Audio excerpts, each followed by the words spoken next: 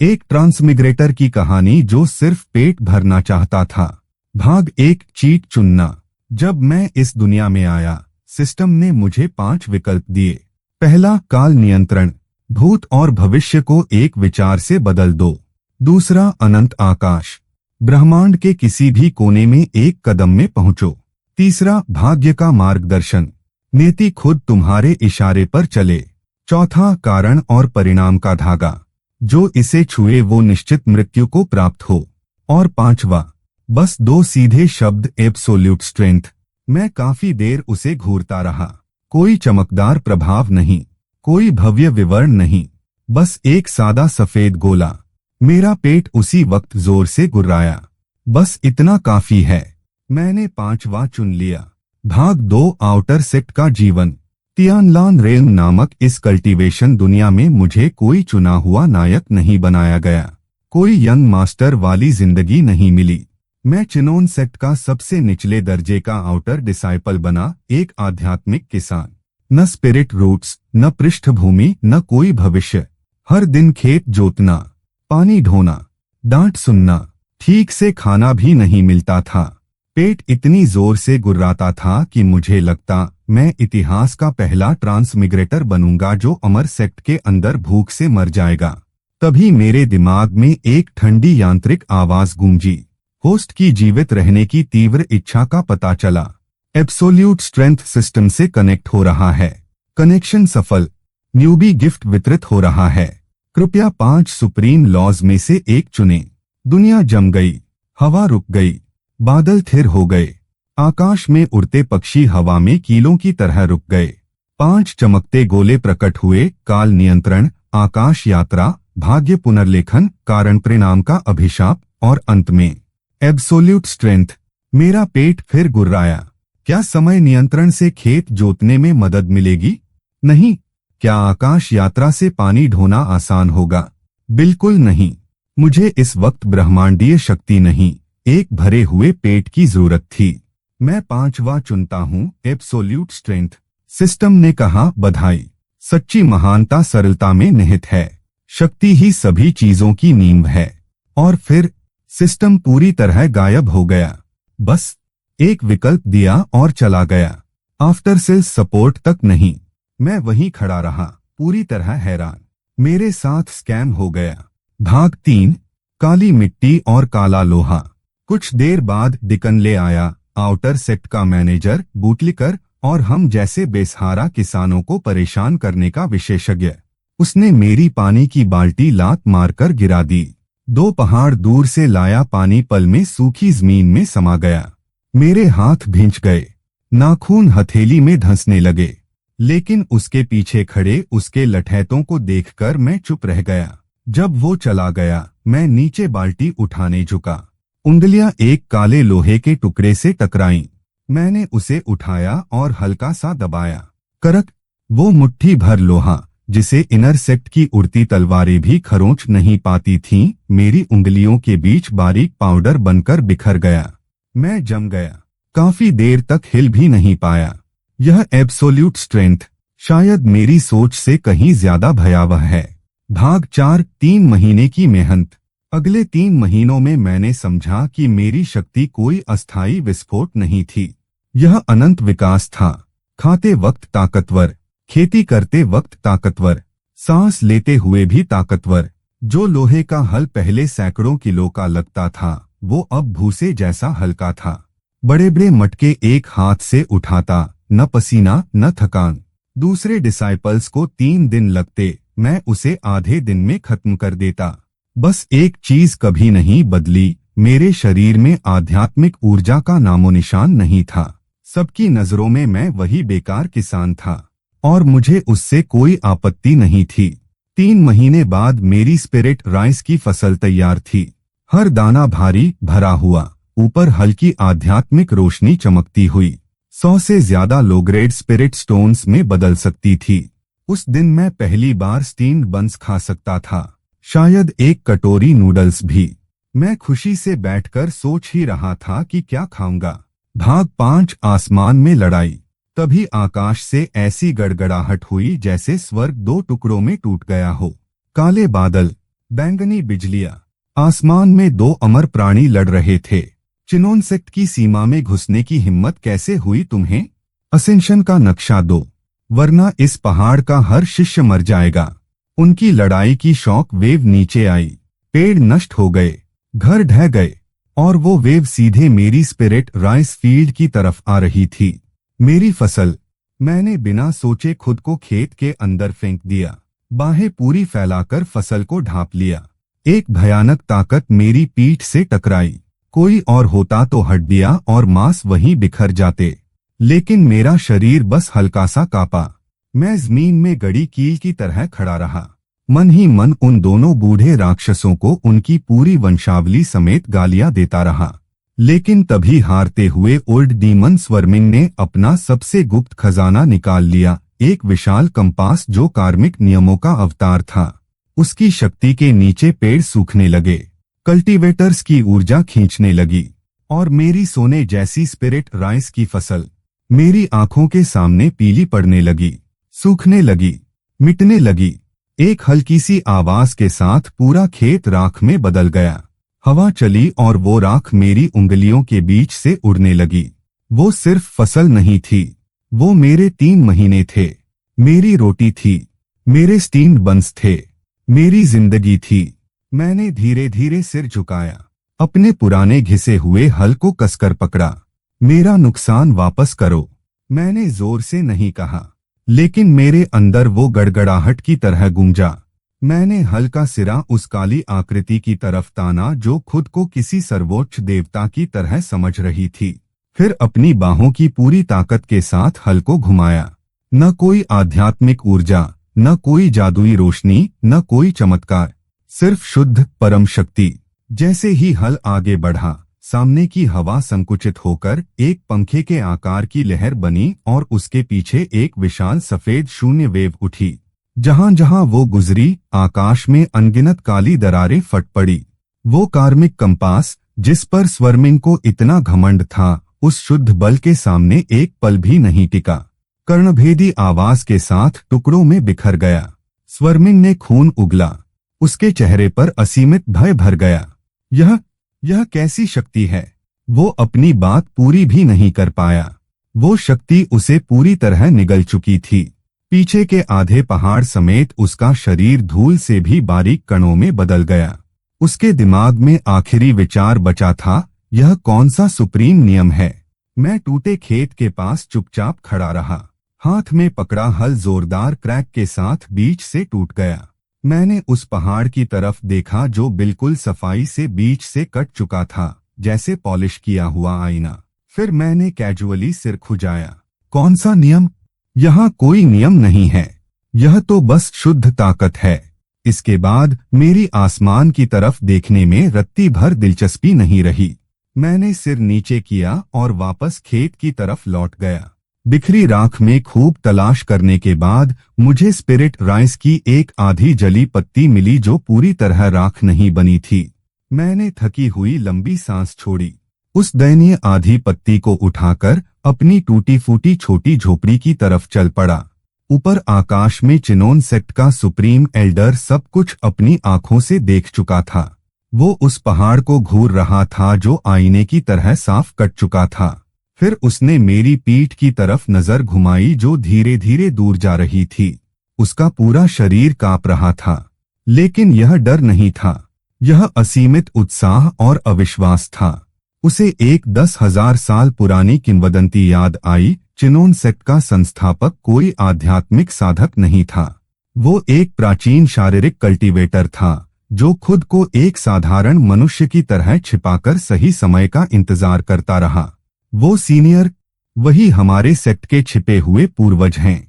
उसने तुरंत संदेश भेजा, सेक्ट मास्टर को सूचित करो, हमारे पूर्वज जाग चुके हैं। इतना कहने के बाद अत्यधिक उत्साह से उसकी आंखें पलट गईं और वो वहीं बेहोश होकर आकाश से नीचे गिर पड़ा। और मैं अपनी झोपड़ी में बैठा उस आधी पत्ती को घूर रहा था। मेरे दिमाग में बस एक ही सवाल था, क्या इतने से एक वक्त का खाना भी बनेगा? भाग 6 3 सुनहरे बीज। अगले दिन सुबह मैंने अपनी झोपड़ी में एक छिपे कोने से एक छोटी पोटली निकाली। उसके अंदर 3 बीज थे जो सोने की तरह चमक रहे थे। 3 साल पहले मुझे ये मिले थे, एक बूढ़े भूखे किसान से जिसे मैंने अपनी आधी रोटी दी थी। उसने कहा था, ये ancient golden dragon tooth rice के बीज हैं। सिर्फ एक दाना किसी इंसान की पूरी नियति बदल सकता है। मुझे लगा था वो बढ़ा चढ़ाकर बोल रहा है, लेकिन उन्हें इस्तेमाल करने की हिम्मत नहीं जुटा पाया था। अब मेरी आखिरी उम्मीद यही थी। मैं खेत के किनारे पहुंचा। मिट्टी छूते ही चौंक गया। वो पिच काली हो चुकी थी और अंदर से आध्यात्मिक ऊर्जा का सागर बह रहा था। कल की लड़ाई ने जमीन को जाने अनजाने पोषित कर दिया था। मैंने 3 छोटे गड्ढे खोदे और बीज लगा दिए। तभी वांगटेंग आया, डिकनले का भतीजा, आउटर सेक्ट का सबसे बड़ा धौंसिया। उसकी नजर तुरंत उस काली चमकती जमीन पर पड़ी। क्या जमीन है? यह अब मेरी है। उसने आधा स्पिरिट स्टोन मेरी तरफ फेंका। यह तेरी कीमत है, अब दफा हो। मैंने उस पत्थर की तरफ देखा भी नहीं। सीनियर ब्रदर वांग, यह जमीन सेक्ट ने मुझे दी है और मैंने अभी यहाँ बीज लगाए हैं। वांगटेंग ठंडा हंसा। उसने जानबूझकर अपनी एड़ी घुमाई। जब उसने पैर उठाया, उसकी जूती के नीचे सुनहरा रंग चिपका था। मेरा गोल्डन ड्रैगन टूथ राइस बीज पूरी तरह कुचला जा चुका था।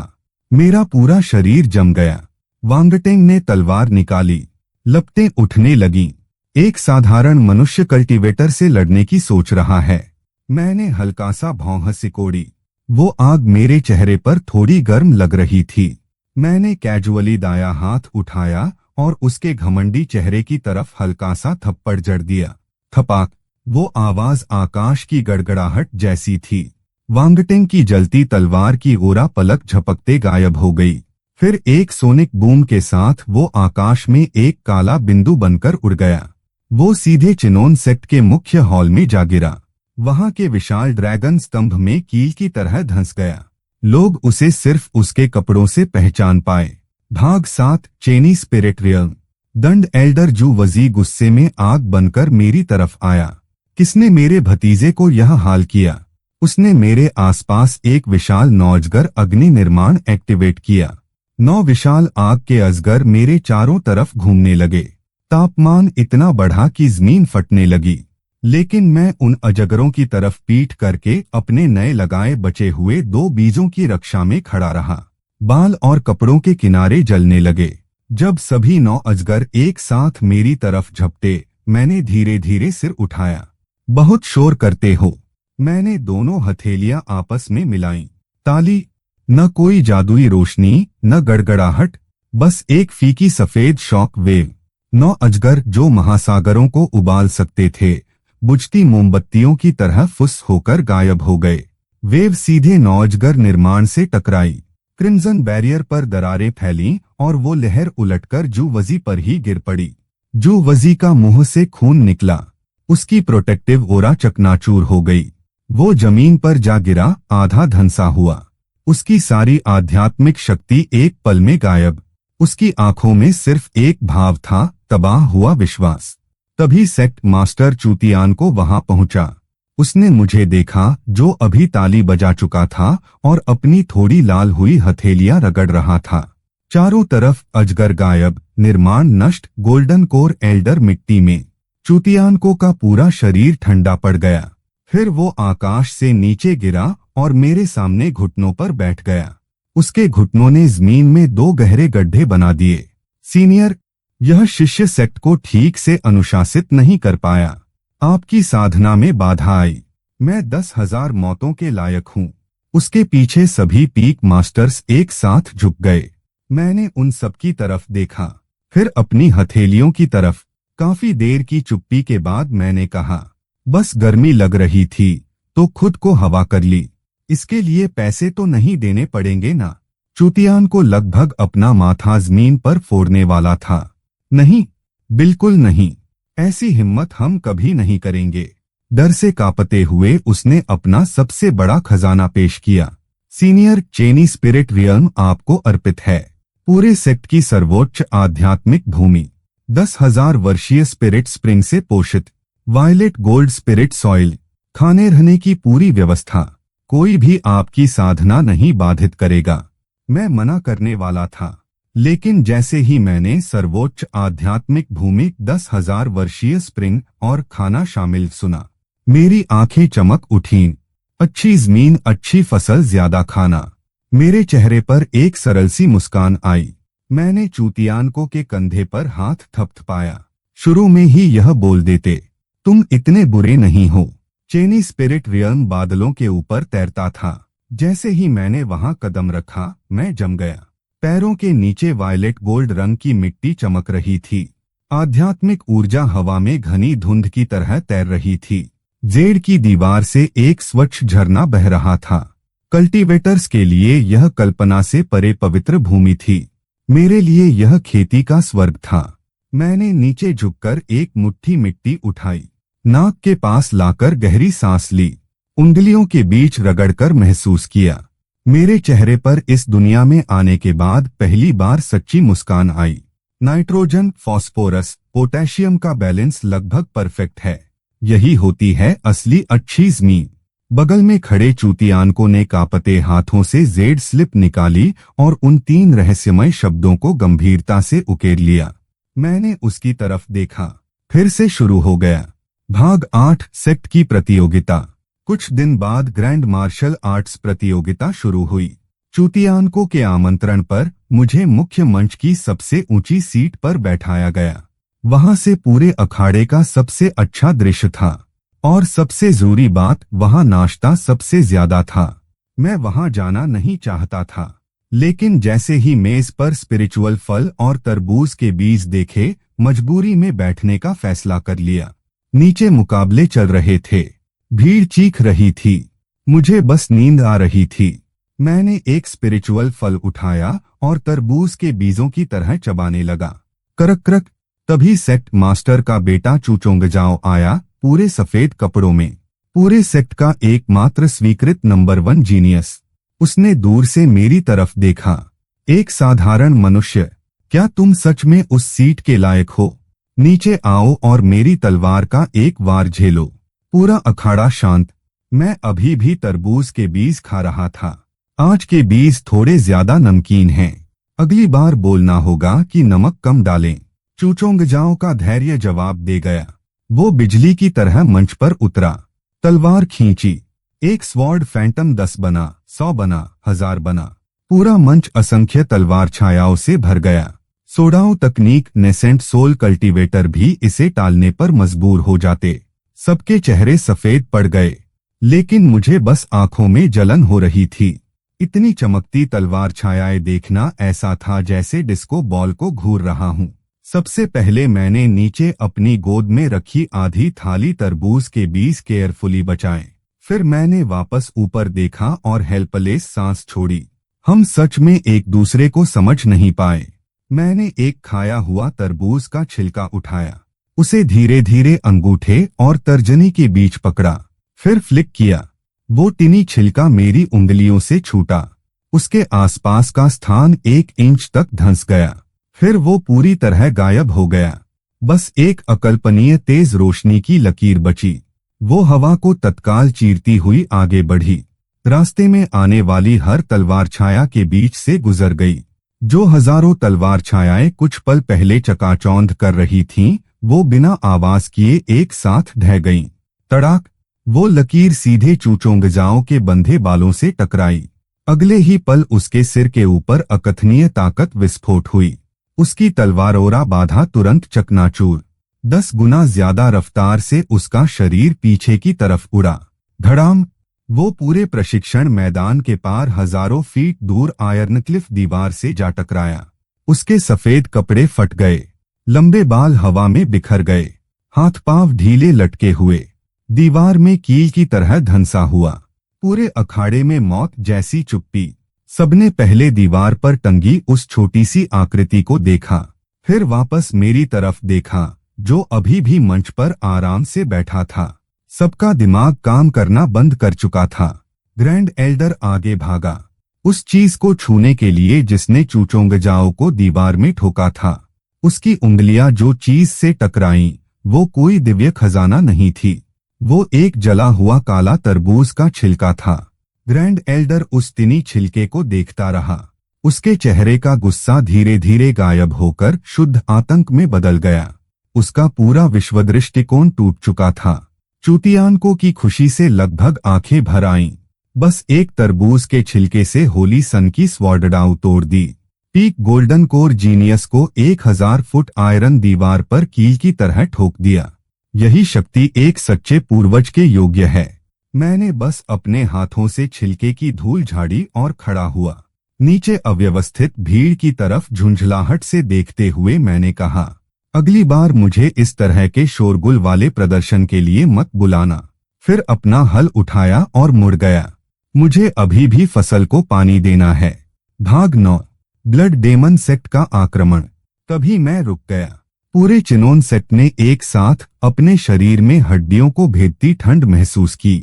आकाश रक्तलाल बादलों से ढक गया और फिर एक ठंडी घमंडी आवाज, चिनोन सेक्ट के लोगों, मरने की तैयारी कर लो। आज तुम्हारा सेक्ट अस्तित्व से मिट जाएगा। एक एक करके 100 से ज्यादा हड्डियों से बनी विशाल युद्धपोते रक्त समुद्र से बाहर तैरकर आईं। उन्होंने आकाश और सूरज दोनों को ढक लिया। पूरी दुनिया अंधेरे में डूब गई। ब्लड डेमन सेक्ट का पूर्ण आक्रमण। और मैं अभी भी चेनी पीक पर खड़ा था, आसमान से ऊपर चल रहे उस महायुद्ध से पूरी तरह अनजान। मुझे लगा शायद बड़ा तूफान आने वाला है।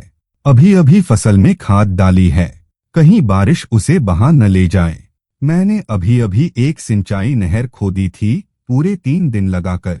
हर खुदाई बिल्कुल सटीक, लाइनें एकदम सीधी, गहराई पूरी तरह एक समान। मेरी नजरों में वो मास्टरपीस थी। आज स्प्रिंग का पानी नहर से गुजारने का था। कल आखिरकार वो आधामरा बीज ठीक से लगाता। तभी ऊपर से एक भयानक आवाज आई और एक विशाल क्रिम्जन तोप का गोला सीधे चेनी पीक की तरफ गिरा। धड़ाम! विस्फोट ने पूरे पहाड़ को हिला दिया। मेरे हाथों से बाल्टियां उड़ गईं। सारा स्प्रिंग वाटर बिखर गया। मैंने नीचे देखा। मेरी वो परफेक्ट नहर, जिसे खोदने में पूरे 3 दिन लगे थे, उसके बीचों बीच एक विशाल धुआं उड़ाता गड्ढा था। नहर बर्बाद, पानी खत्म। स्प्रिंग वाटर जो मैंने इतनी मेहनत से लाया था, उस धुएं वाले गड्ढे में बह गया।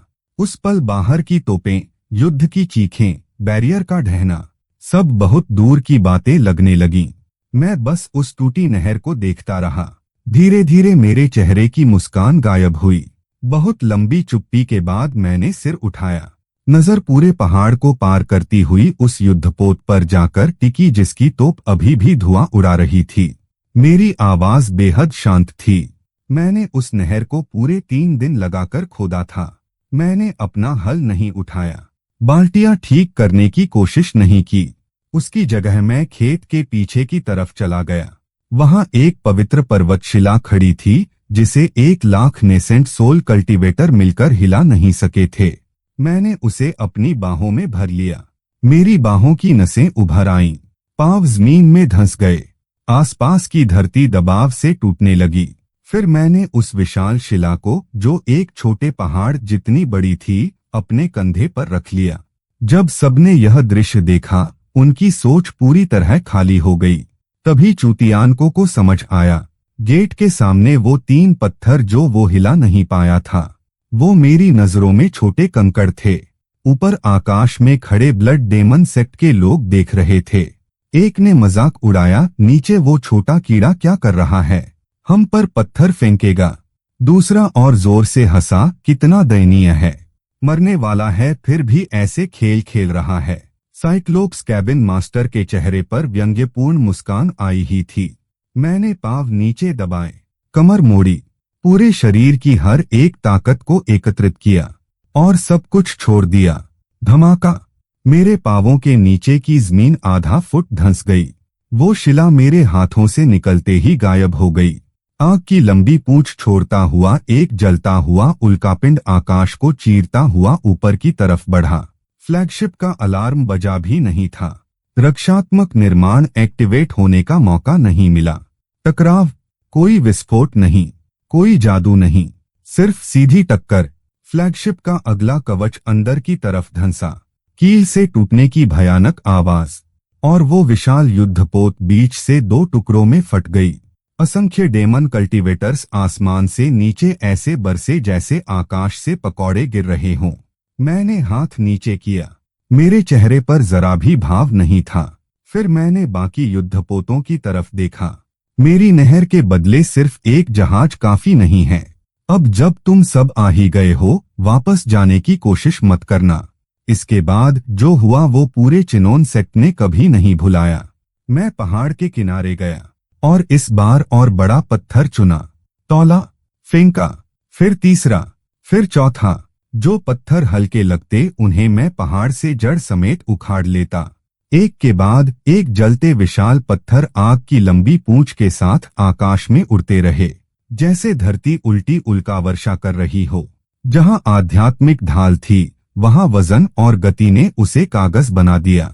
एक युद्धपोत हवा में ही टुकड़ों में बिखरी। दो और दाएं बाएं बचने की कोशिश में थीं, लेकिन उनसे भी बड़ा पत्थर दोनों को एक साथ आर पार कर गया। ब्लड डेमन सेक्ट का घमंड दहशत और निराशा में बदल गया। भागो, यह युद्ध नहीं है, यह कत्लेआम है। वो इंसान नहीं है, वो राक्षस है। चूतियान को वहीं खड़ा आंसू बहाते हुए बड़बड़ा रहा था। सच्ची शक्ति सरल होती है, अपने सबसे शुद्ध रूप में लौटी है। यही अमर का मार्ग है। तभी उसने देखा कि मेरा हाथ एक और पत्थर पकड़ने वाला था। उसने कांपती आवाज में कहा, सीनियर, मुझे लगता है वो मेरा ध्यान कक्ष है। लेकिन उसके बोलने से पहले ही उसका ध्यान कक्ष आग की पूंछ छोड़ता हुआ आकाश में उड़ चुका था। एक ही चक्कर में उसने भाग रही 3 युद्धपोतों को पूरी तरह तबाह किया। चूतियानको का पूरा शरीर कांप उठा। अविश्वसनीय, सच में अद्भुत। सीनियर की दिव्य शक्ति में थोड़ा भी योगदान देना मेरे लिए सबसे बड़ा सम्मान है। कुछ समय बाद आकाश खाली हो चुका था। सिर्फ 3 बुरी तरह क्षतिग्रस्त युद्धपोते क्षितिज के किनारे किसी तरह भाग रही थीं। मैंने आखिरी बड़ा पत्थर उठाया। तभी पूरा आकाश अचानक काला हो गया। यह तूफानी बादल नहीं था, यह ताजे खून की तरह गाढ़ा और चिपचिपा अंधेरा था। फिर एक प्राचीन, भारी और बेहद क्रोधित आवाज, मेरे ब्लड डेमन सेक्ट की नींव नष्ट करने की हिम्मत किसने की? भाग 10 ब्लड रिवर एंसेस्टर। पूरी दुनिया हिंसक तरीके से मुड़ने और टूटने लगी।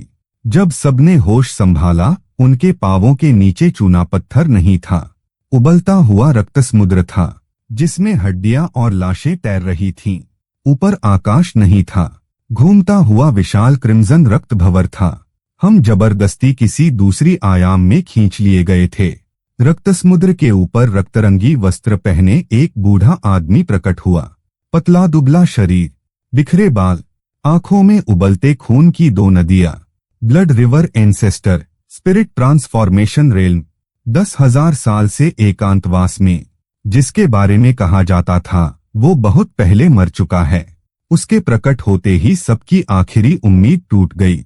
Nascent soul cultivators, sect leaders, सभी उस भयावह दुनिया में उंगली तक नहीं हिला पा रहे थे। कुछ की रक्षात्मक शक्तियां रक्तजल के संपर्क में टूट गईं। वो रक्त समुद्र में डूबने लगे। ग्रैंड एल्डर कमजोर हालत में पड़ा बड़बड़ा रहा था, सब खत्म, यहाँ तो पुनर्जन्म भी नसीब नहीं होगा। ऊंचाई पर खड़े ब्लड रिवर एंसेस्टर ने नीचे देखा, फिर उसकी नजर मुझ पर टिकी। तो तुम वही साधारण मनुष्य हो जिसने पत्थर फेंके थे। दिलचस्प शरीर है। अफसोस की बात है, मेरे ब्लड रिवर रेल्म के अंदर केवल मेरी इच्छा चलती है। तुम्हारी वो छोटी सी ताकत यहाँ धूल के एक कण को भी नहीं हिला सकती। लेकिन मैंने उसकी एक भी बात नहीं सुनी, क्योंकि मेरा पूरा ध्यान अपने जूतों पर था। सुबह खरीदे नए कपड़े के जूते उस गंदे, चिपचिपे रक्तजल में पूरी तरह भीग चुके थे। हर कदम पर बेहद घिनौना एहसास।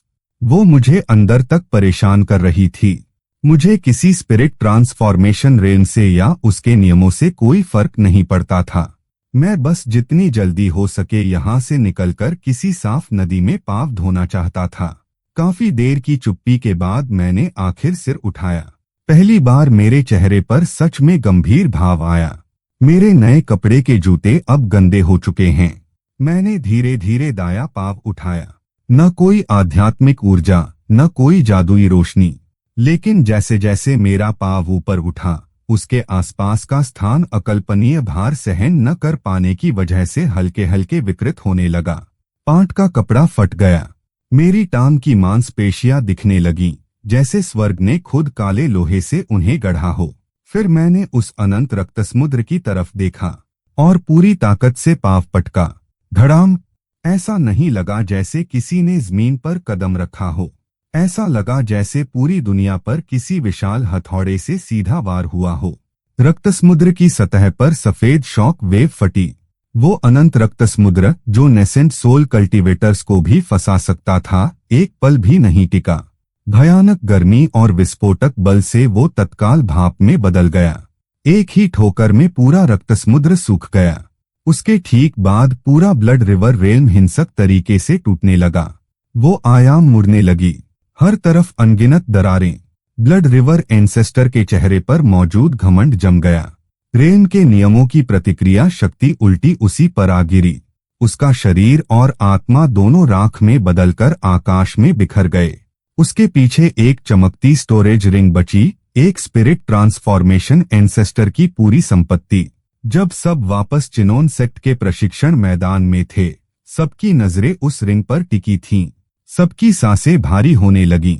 मैं धीरे धीरे उसकी तरफ बढ़ा। सबके दिल लगभग रुक गए। आखिरकार मैं किसी अमर खजाने में दिलचस्पी दिखाऊंगा। लेकिन जब मैं उस रिंग तक पहुंचा, मैंने उसे एक बार देखा तक नहीं। मैंने उसे रास्ते में पड़े कंकड़ की तरह ठोकर मारकर किसी कोने में उड़ा दिया। फिर आगे बढ़कर टूटे पत्थरों के ढेर में झुका। उस वुडन बाल्टी को उठाया जो विस्फोटों में छेदों से भर गई थी। मैं वहीं खड़ा उस बाल्टी पर पड़ी दरारें देखता रहा। फिर निराश होकर लंबी सांस छोड़ी। अब दोबारा बाजार जाकर नई बाल्टी खरीदनी पड़ेगी। उपसंहार! अभी तक उस भयानक युद्ध के बाद पूरा चिनोन सेक्ट इतना शांत हो गया कि वो चुप्पी भी अजीब लगती थी। चेनी पीक, जो कभी सेक्ट की पवित्र भूमि थी, अब पूरे सेक्ट की सबसे पवित्र और सबसे भयावह जगह बन गई। डिसाइपल्स ही नहीं, ऊपर उड़ते पक्षी भी उस इलाके से बचकर निकलते थे। धीरे धीरे एक अजीब परंपरा बन गई। साधना शुरू करने से पहले डिसाइपल्स चेनी पीक की दिशा में सम्मान से झुकते थे। लेकिन मुझे इन सब बातों की परवाह करने का समय नहीं था। मैं सिंचाई नहर ठीक करने में, खेत मरम्मत करने में और उस आधेमरे बीज को दोबारा जिंदा करने के तरीके सोचने में व्यस्त था। और यही एब्सोल्यूट स्ट्रेंथ की कहानी है, जहां एक ट्रांसमिग्रेटर ने काल नियंत्रण, आकाश यात्रा, भाग्य पुनर्लेखन और कार्मिक नियम छोड़कर खेती चुनी। और उसी से वो इस दुनिया की सबसे बड़ी ताकत बन गया। जबकि उसकी सबसे बड़ी चिंता थी, क्या इस बार फसल ठीक से पकेगी?